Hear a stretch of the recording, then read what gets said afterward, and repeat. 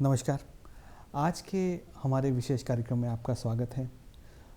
दोस्तों, scientific development जो science का विकास है, उसको हम औद्योगिक डेवलपमेंट यानी इंडस्ट्रियल डेवलपमेंट से जोड़ते हैं, जो कि सच भी है। साइंस की प्रगति के बिना जो औद्योगिक विकास है वो संभव नहीं, लेकिन कुछ इसके दुष्परिणाम भी सामने आ रहे हैं। औद्योगिक विकास के कारण जल प्रदूषण की समस्या एक बड़ा विकराल रूप ले रही है। एयर पोल्यूशन, वायु प्रदूषण बड़े स्तर पर फैल रहा है और हरियाणा का तो एक बहुत ही एक ज्वलंत मुद्दा है। हर साल पराली जलाने से बहुत सारा जो है कण जो है वो हवा में जाते हैं और एयर पोल्यूशन जो है बड़ा एक विकराल समस्या बन के निकलती है। इसी के साथ साथ फॉसिल फ्यूल कंजम्पशन यानी पेट्रोल, डीजल, इनकी जो भारत में जिन खपत बढ़ रही है, चाहे वो गाड़ियों में है या इलेक्ट्रिक जेनसेट्स में है, इन सब चीज़ों की वजह से भी एयर पोल्यूशन बढ़ रहा है। आजकल का जो एक नया मुद्दा निकल के आ रहा है वो एनर्जी सिक्योरिटी का है, परंतु एनर्जी सिक्योरिटी रिन्यूएबल सोर्सेज से, तो वो भी एक इम्पॉर्टेंट मुद्दा है। तो साइंस से जुड़े हुए ये सारे मुद्दे हैं। अब मुद्दों की बात तो हो गई, लेकिन जो समस्याएं आ रही हैं उनके निदान में साइंस किस प्रकार से सहायक है, क्या क्या नए कदम उठाए जा रहे हैं, क्या क्या नई टेक्नोलॉजी सामने आ रही हैं जिनकी वजह से पोल्यूशन की समस्या जो है उसको हम टैकल कर सकते हैं। इन सब विषयों पर आज हम बात करेंगे। आज हमारे साथ हैं डॉक्टर हरीश मुदगिल। आप एसोसिएट प्रोफेसर हैं डिपार्टमेंट ऑफ केमिस्ट्री में, सेंट्रल यूनिवर्सिटी ऑफ हरियाणा में। डॉक्टर साहब, आपका बहुत बहुत स्वागत है हमारे इस कार्यक्रम में। डॉक्टर साहब, पहली तो एक धारणा ये बनी है लोगों में, इस तरह की बातें आ रही हैं कि साइंटिफिक डेवलपमेंट जो है वो इम्पॉर्टेंट है इंडस्ट्रियल डेवलपमेंट के लिए, लेकिन एनवायरमेंटल प्रोटेक्शन जो है वो भी एक इम्पॉर्टेंट मुद्दा इससे निकल के आ रहा है। तो क्या साइंस एनवायरनमेंट की प्रोटेक्शन के लिए कितनी सहायक है या क्या उसका रोल रहता है? देखो, साइंस का एक अपना रोल है। साइंस के बगैर इंडस्ट्रियल जो डेवलपमेंट वो नहीं हो सकती, और इंडस्ट्रियल डेवलपमेंट के दुष्परिणाम भी हैं, फ़ायदे भी हैं, नुकसान और फ़ायदे दोनों हैं। इंडस्ट्रियल डेवलपमेंट जब बढ़ी है तो एनवायरनमेंट को उसने हार्म किया है। तो एनवायरनमेंट के प्रोटेक्शन के लिए साइंस में बहुत सारी टेक्नोलॉजी डेवलप की है ताकि हम साइंस अपने आसपास का वातावरण है बिल्कुल साफ़ प्रोवाइड कर सकें, साफ़ हवा, साफ़ पानी लोगों को उपलब्ध हो सके।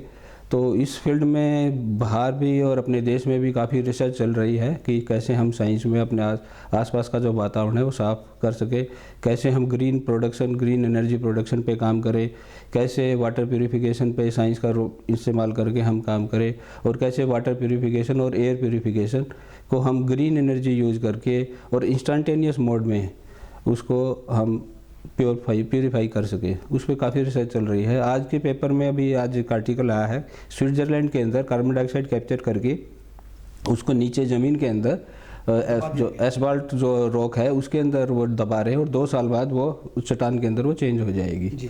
तो इस तरह की टेक्नोलॉजी है। और यूरोपियन कंट्रीज में कार्बन डाइऑक्साइड कैप्चर करके सी बेड के अंदर उसको डाला जा रहा है और वो हज़ारों साल के बाद वो जो कार्बन डाइऑक्साइड है वो वाटर में डिजोल्व हो जाएगी। तो इस तरह की रिसर्च बाहर के देशों में चल रही है। तो हमने भी इस फील्ड में काम किया है, कार्बन डाइऑक्साइड कैप्चर के ऊपर हमने काम किया है कि कैसे हम। डॉक्टर साहब, यहाँ एक चीज़ बताना बहुत आवश्यक है कि डॉक्टर मुदगिल उन गिने चुने साइंटिस्ट में से हैं जिन्हें एनवायरमेंटल प्रोटेक्शन को एक अपनी लाइफ का मिशन बनाया है। और डॉक्टर साहब के पास बहुत सारे पेटेंट्स हैं एयर प्यूरिफाइंग टेक्निक्स पे, वाटर प्यूरिफाइंग टेक्निक्स पे, एनर्जी ग्रीन एनर्जी के जनरेशन के फील्ड में डॉक्टर साहब ने बहुत सारे पेटेंट्स बनाए हैं। तो डॉक्टर साहब, सबसे पहली बात तो ये है कि एयर पोल्यूशन, खासकर हरियाणा की अगर हम बात करेंगे तो पराली का जलाना एक एनुअल, एक तरह से मैं कहूँगा कि एक विशियस साइकिल बन जाता है जिससे इन एंड अराउंड हरियाणा काफ़ी परेशानी होती है। तो आपका एयर पोल्यूशन पे इतना बड़ा काम है, आपको एक पेटेंट भी उस पर मिला है। तो जो आपका वर्क है एनवायरमेंटल प्रोटेक्शन पे, खासकर एयर पोल्यूशन की कर्टेलमेंट पे, उसके बारे में बताइए।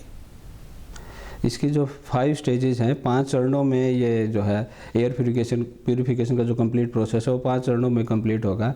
जो पहला चरण है उसमें है कि इनिशियल जो प्री फिल्ट्रेशन और सेडिमेंटेशन जो प्रोसेस है, उसके अंदर जो लार्ज साइज़ के पार्टिकल जो है, बड़े साइज़ के जो कण हैं उसमें से वो निकल जाएंगे, ताकि एयर के अंदर जो बड़े जो साइज़ के पार्टिकल है वो मोलिकुलर सिव के थ्रू एक छलनी रूप में और नैनो कंपोजिट का यूज़ करके, नैनो कंपोजिट लेयर यूज करके उसके अंदर से हम इम्प्योर एयर को फर्स्ट पास करेंगे, ताकि इनिशियल स्क्रीनिंग होके जो बड़े साइज़ के पार्टिकल है उसमें से फिल्टर हो जाएंगे।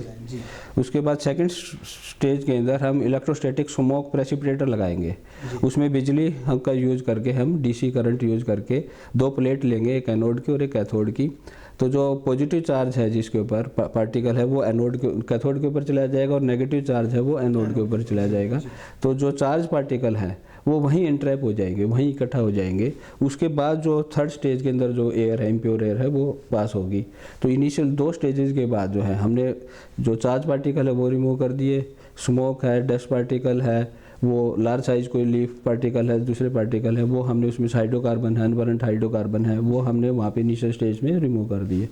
थर्ड स्टेज के अंदर जो हम इसके अंदर जाएंगे, थर्ड स्टेज के अंदर जो है इसके अंदर केमिकल स्ट्राइपिंग जो प्रोसेस है, केमिकल स्ट्राइपिंग प्रोसेस के अंदर हम उसके अंदर से जितने भी कार्बन डाइऑक्साइड को हम कन्वर्ट करेंगे सोडियम कार्बोनेट के अंदर। तो सोडियम कार्बोनेट एक यूजफुल केमिकल सब्सटेंस है जिसको हम मार्केट में, इंडस्ट्री में बेच सकते हैं। तो कार्बन डाइऑक्साइड को हम कन्वर्ट करेंगे सोडियम कार्बोनेट के अंदर, तो that is known as chemical stripping method.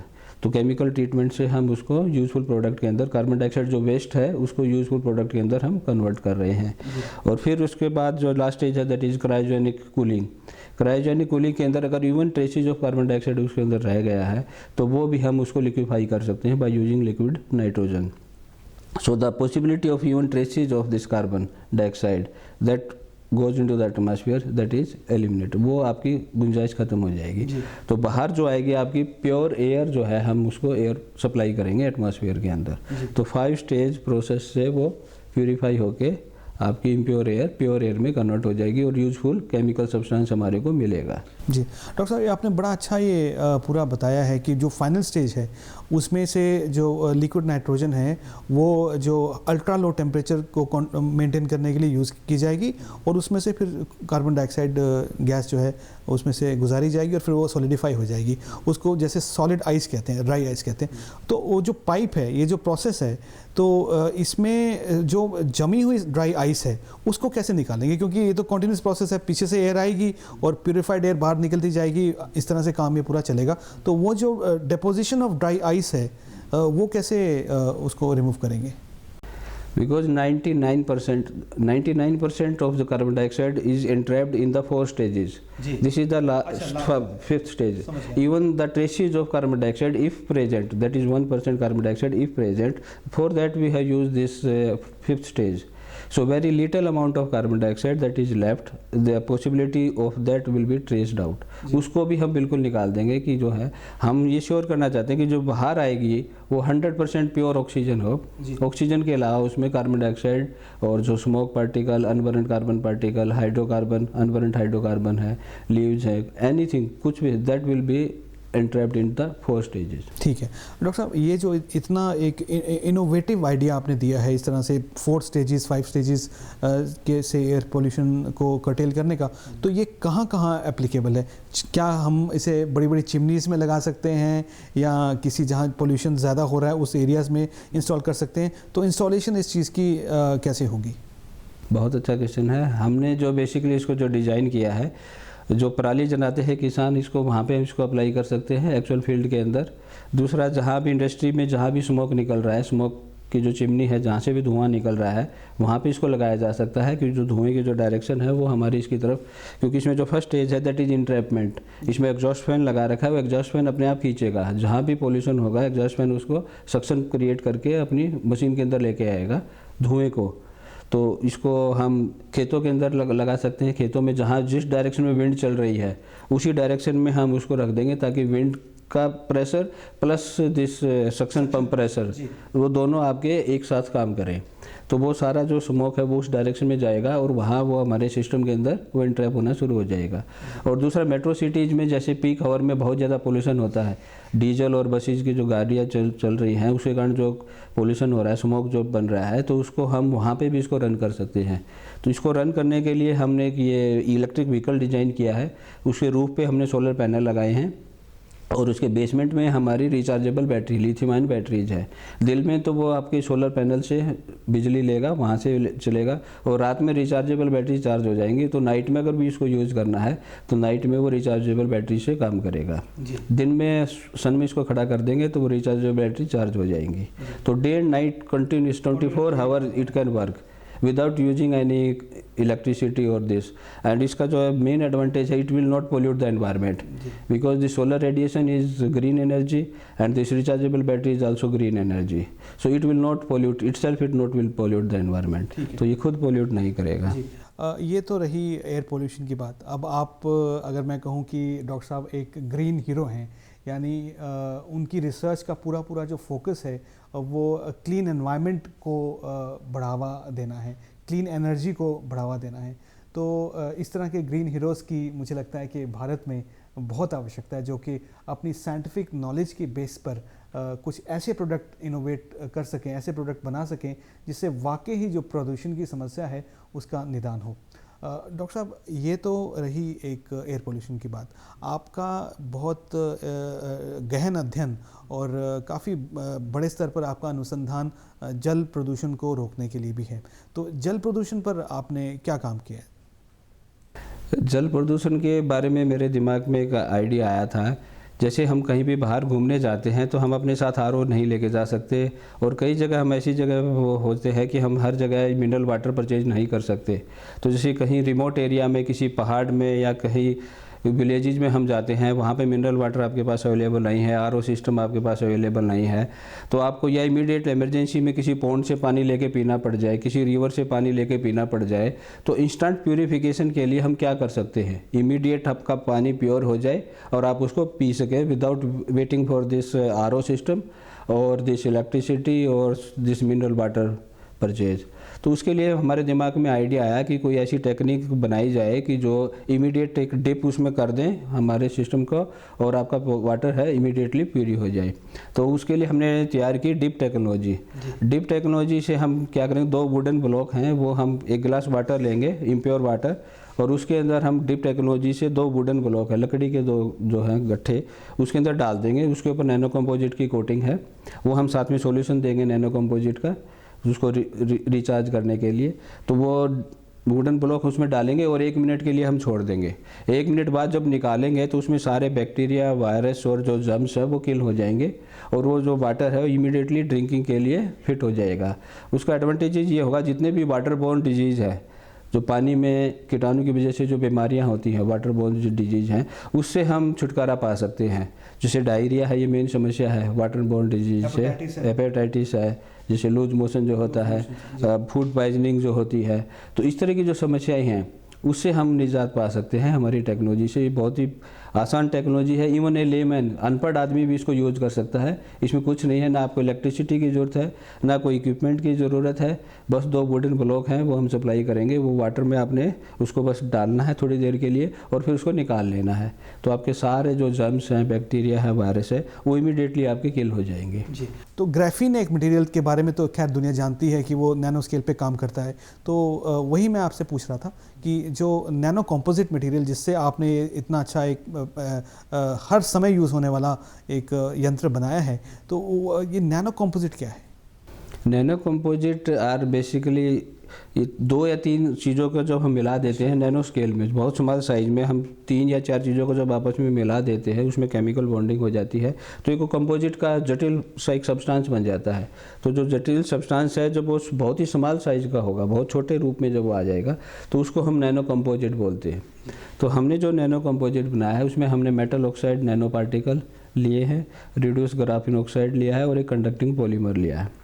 तो जो नैनो कंपोजिट है वो वुडन ब्लॉक के ऊपर हम इंट्रैप कराएंगे, पहले उसमें डिप करेंगे, नैनो कंपोजिट के सॉल्यूशन के अंदर वुडन ब्लॉक डिप करेंगे। तो नैनो कंपोजिट वुडन ब्लॉक में चला जाएगा। उसके बाद हम उसको बाहर निकाल के ड्राई कर देंगे। अब वो रेडी फॉर यूज़ है जी। उसके बाद आप इम्प्योर वाटर लो, 1 गिलास 2 गिलास या 1 बाल्टी जितना भी आपने लेना है, उसके अंदर आपने वुडन ब्लॉक्स को जब डिप करना है, उसके अंदर से नैनो कंपोजिट निकल के आपके जो बैक्टीरिया है, वायरस हैं, स्पोर है, वो उनके अंदर जाएंगे और उनको किल करेंगे। तो जो पानी से होने वाली जो बीमारियां हैं, पानी में जो माइक्रो ऑर्गेनिज्म प्रेजेंट हैं, जहां हम वाटर को प्यूरिफाई नहीं कर सकते, रिमोट एरिया के अंदर, पहाड़ के अंदर, कहीं पिकनिक पे गए हुए हैं, वहाँ पे हमारा पानी ख़त्म हो गया इमरजेंसी के अंदर और इमीडिएट हमारे को ज़रूरत है कि हमें साफ़ पानी पीना है, तो उसके लिए हमने ये एक सॉल्यूशन हमने निकाला है कि वहाँ पे हम इमीडिएट वाटर प्यूरिफिकेशन कर सकते हैं, ताकि उस पानी पीने से एटलीस्ट हम बीमार नहीं होंगे। क्योंकि उसमें जो दूसरी इम्प्योरिटीज़ हैं वो तो प्रेजेंट रहेंगी, जैसे कैल्शियम है, मैग्नीशियम है, आयरन है, जिंक है, वो तो हार्डनेस है, एल्कलिनिटी है, वो तो उसमें रहेगी। लेकिन बैक्टीरिया, लाइफ थ्रेटनिंग जो बैक्टीरिया है, वायरस है, जिससे बीमार होते हैं वो चीज़ें हम उसमें से रिमूव कर सकते हैं। और वो इंस्टेंट है, 1 मिनट के अंदर आपने बस डिप करना है और उसको निकाल लेना है। और वो हम 50 ml का सोल्यूशन आपको देंगे नैनो कंपोजिट का। और जब भी आपको रिफ़िल करना है, तो एक बार में डिपॉजिट करने के बाद 50 बार उसको यूज़ कर सकते हैं, 50 टाइम्स। तो 50 टाइम्स यूज़ करने के बाद दोबारा उसको सॉल्यूशन में डिप करो वुडन ब्लॉक्स को, और फिर वो 50 टाइम्स यूज़ किया जा सकता है। ऐसे करके 10,000 टाइम्स, एक सॉल्यूशन से 10,000 टाइम्स आप 1 गिलास वाटर को प्योर कर सकते हैं। बहुत अच्छा, बहुत ही ये एक देखिए कितनी अच्छी चीज़ है कि एक जो साइंटिफिक डेवलपमेंट्स हो रही हैं, उनकी जब मार्केटिंग की बात आती है, जब यहाँ उनके बाजारीकरण की बात आती है, तो एक चीज़ जो सामान्यतः देखी गई है कि उनकी कॉस्ट बहुत बढ़ जाती है। कॉस्ट ज़्यादा होने की वजह से जो साधारण लोग हैं वो साइंस की वजह से जो लाभ हो रहे हैं वो ले नहीं पाते। डॉक्टर साहब ने कितना अच्छा बताया कि एक छोटा सा यंत्र है, उससे वाटर प्यूरिफिकेशन बार बार हो सकती है, और मुझे लगता है कि उसकी कॉस्ट भी अगर आप बाद में इसको कमर्शलाइज करेंगे तो उतनी नहीं रहेगी, और इजी टू यूज़ है। सबसे बड़ा इसका जो आपने जो एक मेरी तरफ से एडवांटेज मुझे लगता है वो जो हमने जो इसमें कॉस्ट जो सोची है दिमाग में, वो 50 रुपीज़ का सॉल्यूशन प्लस वुडन ब्लॉक्स हम प्रोवाइड करेंगे 50 रुपीज़ के अंदर। 50 रुपीज़ में आप 10,000 टाइम्स उसको यूज़ कर सकते हैं। बहुत बड़ी बात है। एक जो बहुत इम्पोर्टेंट समस्या आजकल हम देखने में हमारे आ रही है, वो है एनर्जी सिक्योरिटी की। लोग पॉल्यूशन से बहुत परेशान हैं, और सारे ये जानते हैं कि जो फॉसिल फ्यूल है, जैसे पेट्रोलियम है, डीजल है, इन सब से काफ़ी पॉल्यूशन की समस्या बढ़ रही है, एयर पॉल्यूशन की। और एनर्जी ऐसी रिक्वायरमेंट है कि जो हमें चाहिए आज, और बल्कि ये बढ़ेगी आने वाले समय में। और कोल बेस्ड जो एनर्जी सोर्स है वो ना हमारे लिए अच्छा है और ना वो प्लैनेट के लिए अच्छा है। तो जो ग्रीन एनर्जी है उस पर बहुत आजकल बात हो रही है। भारत सरकार का जो एक इनिशिएटिव भी है कि ग्रीन एनर्जी को कैसे कैसे बढ़ावा दिया जाए। इसी पर डॉक्टर साहब ने बहुत रिसर्च की है, और क्लीन एनर्जी पे डॉक्टर साहब, जो ग्रीन एनर्जी है यानी जो पोल्यूटेंट फ्री एनर्जी है, उस पर जो आपने रिसर्च की है वो किस तरह की है? ये अभी पिछले साल ही मेरे दिमाग में एक आइडिया आया था, तो मैं बैठा बैठा ऐसे ही सोच रहा था कि कुछ समय बाद ये कोयला है, हम इसको निकाल रहे हैं ज़मीन के अंदर से खोद के, तो ये जो कोयला है ये ख़त्म हो जाएगा। और पेट्रोल और डीजल अगर हम इसी रेट से यूज़ करते रहे तो आने वाले 20-25 साल में तो पेट्रोल और डीजल भी आपका आने वाले टाइम में ख़त्म हो जाएगा। तो क्यों ना कुछ ऐसा एनर्जी का सोर्स डेवलप किया जाए जो आपका कंटिन्यूस है, एनवायरनमेंट फ्रेंडली हो, और जिसमें हमें हाइड्रोकार्बन बेस्ड जो आपका जो फ्यूल है, कोल है, पेट्रोल है, डीजल है, उस पर डिपेंड ना रहना पड़े। तो उस उपलक्ष्य में मैंने थोड़ा सा काम किया, थोड़ा सा उस पर रिसर्च की, और फिर मैंने दिमाग में एक आइडिया आया, क्यों ना हम सोलर रेडिएशन को यूज़ करके, सूरज की किरणों को यूज़ करके हम एनर्जी को प्रोड्यूस करें, ग्रीन एनर्जी को। भारत जैसे देश में जहाँ 10 महीनों में धूप रहता है, तो यहाँ काफ़ी सारी जो है सोलर रेडिएशन है, तो दिन के टाइम में बहुत ज़्यादा धूप होती है, तो इसका यूज़ करके हम water purification as well as energy production में हम काम कर सकते हैं। तो जो सोलर रेडिएशन को फोकस करके हम इम्प्योर वाटर पे हम डालेंगे, इम्प्योर वाटर से जो स्टीम जनरेट होगी, उस स्टीम से हम वो जो टरबाइन को हमने डायनमो से, जनरेटर से और रिचार्जेबल बैटरी से जोड़ा हुआ है, उससे हमारी इलेक्ट्रिसिटी प्रोड्यूस होगी, और उस स्टीम को फिर बाद में कूल करके, कंडेंस करके, और प्योर वाटर हम वहाँ पे प्रोड्यूस करेंगे। तो एक सोलर रेडिएशन से यूज करके हम दो काम एक साथ करेंगे। एक तो एनर्जी प्रोडक्शन, ग्रीन एनर्जी हम बनाएंगे, इलेक्ट्रिसिटी प्रोड्यूस करेंगे। दिन में इलेक्ट्रिसिटी आपकी डायरेक्टली यूज की जा सकती है। रात के टाइम में रिचार्जेबल बैटरीज होंगी, लिथियम आयन बैटरीज, वो चार्ज होंगी दिन के टाइम में, रात में वो इलेक्ट्रिसिटी प्रोवाइड करेंगी। तो जहाँ रिमोट एरिया में, जहाँ भारत सरकार अभी अपनी इलेक्ट्रिसिटी नहीं पहुंचा सकती, विलेजेस में इसको यूज किया जा सकता है।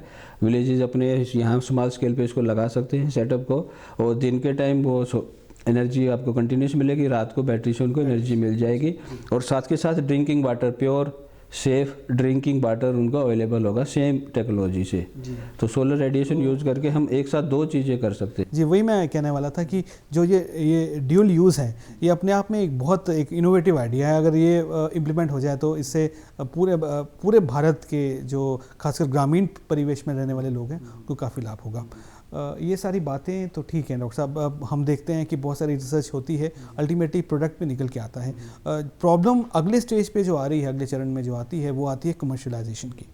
अब आपने इतनी वर्षों की रिसर्च, दशकों की रिसर्च करके इतने अच्छे आइडियाज़ निकाले हैं और इनको एक रूप दिया है। अब इसके कमर्शलाइजेशन जो एस्पेक्ट्स हैं, यानी इसको बाज़ार में उतारने का जो एक काम है, वो कैसे आपकी यूनिवर्सिटी कर रही है, आप कर रहे हैं? बड़ा अच्छा क्वेश्चन है आपका। हमें तो अभी लैब में प्रोटोटाइप अभी इसको डेवलप किया है। इसको कमर्शियलाइजेशन के लिए, लार्ज स्केल प्रोडक्शन के लिए हमें इसको लिए पैसे की ज़रूरत पड़ेगी, फंड्स की ज़रूरत पड़ेगी। तो इसके लिए डिफरेंट इंडस्ट्री से हम टाई अप करेंगे, उनसे बात करेंगे। अगर वो इंडस्ट्री हमारे को स्पॉन्सर कर देती है, पैसा दे देती है, तो इसको लार्ज स्केल पे इंडस्ट्री के लिए हम इसको बना सकते हैं मेगा स्केल पे, और फिर इसको यूज़ किया जा सकता है। तो वैसे भी इसकी कॉस्ट ज़्यादा नहीं है। वुडन ब्लॉक्स की अगर आप बात करें, वुडन कॉस्ट तो उसमें कोई इंडस्ट्री की ज़रूरत नहीं है। वो 50 रुपीज़ में हम खुद बना के दे देंगे। जैसे जैसे रिक्वायरमेंट आएगी, रिक्वायरमेंट के हिसाब से हम इसको बना सकते हैं, वो कोई इशू नहीं है। लेकिन जो ग्रीन एनर्जी का जो कंसेप्ट है, या आपका एयर प्योरीफिकेशन का जो कंसेप्ट है, इसमें थोड़ा सा कॉस्ट का फैक्टर है। वन टाइम इनिशियल कॉस्टिंग है उसकी, एक बार बनाने में उसमें थोड़ा सा पैसा लगेगा, 80 to 90,000 रुपीज़। वो लगा के हम उसको बना सकते हैं और फिर उसको कमर्शलाइज के लिए बेच सकते हैं। बहुत अच्छे।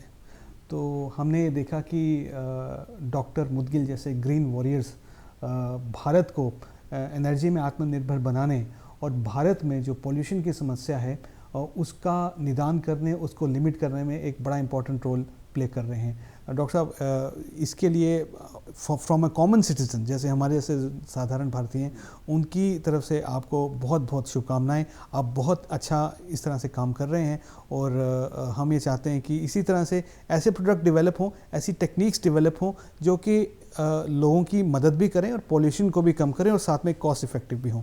आपने इतनी अच्छी जानकारी और इतनी अच्छी प्रोडक्ट्स के बारे में हमें बताया, इसके लिए आपका बहुत बहुत धन्यवाद डॉक्टर साहब।